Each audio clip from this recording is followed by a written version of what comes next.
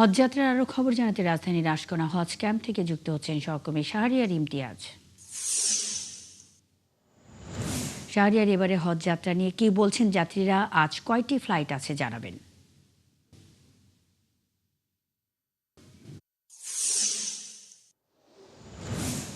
ধন্যবাদ মন্নি। আজকে সর্বমোট আসলে 14টি ফ্লাইট আছে এবং এর মধ্যে কিন্তু 8টি ফ্লাইট ইতিমধ্যেই কিন্তু ছেড়ে গিয়েছে হযরত শাহজালাল আন্তর্জাতিক বিমানবন্দর থেকে এবং আর বাকি আছে মাত্র 6টি ফ্লাইট এবং এরপরে কিন্তু চেকিং, ইমিগ্রেশন এবং যাবতীয় কাজ করে কিন্তু 11:30টায় যে সর্বশেষ যে ফ্লাইটটি আছে সেটা কিন্তু ইতিমধ্যেই কিন্তু যাত্রীরা ইতিমধ্যে হযরত শাহজালাল আন্তর্জাতিক বিমানবন্দরে পৌঁছেছে এবং এখন যে আপনি দেখছেন যে চেকিং, বোর্ডিং বা ইমিগ্রেশনের যে কাজটি চলছে সেটি আসলে 1:30টায় এই ফ্লাইটটি যাবে বেসরকারি সৌদি এয়ারলাইন্সের মাধ্যমে যাত্রীরা যাবে এবং তার কার্যক্রমই আসলে চলমান আছে। এবং এরপরে যদি বলি যে 1:30টার পরে ফ্লাইনাস এয়ারলাইন্সের মাধ্যমে পরবর্তী আরও চারটি ফ্লাইটের মাধ্যমে যাত্রীরা যাবে এবং সেটি ধারাবাহিকভাবে 4:20-এ যাবে, বিকাল 4:20-এ 423 জন যাত্রী নিয়ে যাবে এবং এরপরে যদি বলি যে 7:55-তে একটি ফ্লাইট যাবে এবং 9:20-এ যাবে রাতে এবং 11:30টার দিকে অর্থাৎ 11:20-এর দিকে সর্বশেষ ফ্লাইটটি আজকের মতো যাবে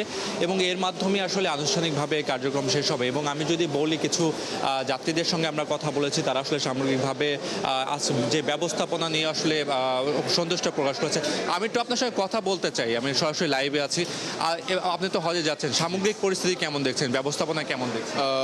তুলনামূলক বিগত বছর থেকে খুবই ভালো এবং খুবই সুষ্ঠুভাবে পরিচালনা করতেছেন তারা। বিগত দিনগুলোতে একটু কষ্টই ছিল, কিন্তু এই বছর দেখতে পেলাম ভলান্টিয়ারও বেশি, আনুষঙ্গিক সব কিছুই খুব ভালো। তো মন্দির যেমনটি শুনছিলেন আর কি, এর আগেও কিন্তু আমরা কথা বলছিলাম বিভিন্ন হজ যাত্রীদের সঙ্গে, সবাই আসলে সন্তুষ্টই প্রকাশ করেছেন এবং এখানে আসলে যেমন হজ ক্যাম্পে আসলে এখানকে হজ অফিসের কর্মকর্তা যেমন আছে, ইমিগ্রেশন অফিসার আছে, পুলিশ আছে এবং সবাই আসলে তৎপর আছেন এবং তারাও বলছে যে কোনো ধরনের সমস্যা বা যে কোনো ধরনের ভোগান্তি হলে তারা তাৎক্ষণিকভাবে ব্যবস্থা নেবে এবং এখন পর্যন্ত যাত্রীদের সঙ্গে আমরা যতটুকু কথা বলে বুঝেছি যে সবাই আসলে সন্তুষ্ট প্রকাশ করেছেন। এই ছিল আশকোনা হজ ক্যাম্প থেকে আমার কাছে সর্বশেষ মন্দির।